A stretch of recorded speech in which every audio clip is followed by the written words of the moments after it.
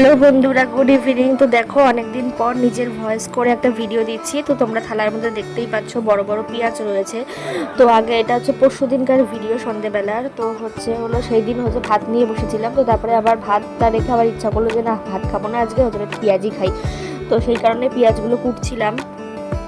তো তোমরা দেখতেই পাবে আমার পেঁয়াজগুলো আমি জিরি জিরি করে কুটে নিয়েছি। তারপরে বেসন, লঙ্কা, কালো জিরে, নুন দিয়ে রেডি করে ভালো করে মাখিয়ে নিয়েছি। তো হয়ে গেছে রেডি করা। এরপর কড়াই বসিয়ে কড়াইতে তেল দিয়ে, তারপরে কড়াই তেল গরম হয়ে গেলে তো তারপরে পেঁয়াজিগুলো ছেড়ে দিয়েছিলাম। ও আর একটা কথা, আর আমার ভয়েসটা হয়তো তোমাদের একটুখানি আলাদা লাগতে পারে, কারণ এই সময় তো ওয়েদার চেঞ্জ হচ্ছে, ঠান্ডা লেগেছে, তাই গলার অবস্থাটা খুবই খারাপ।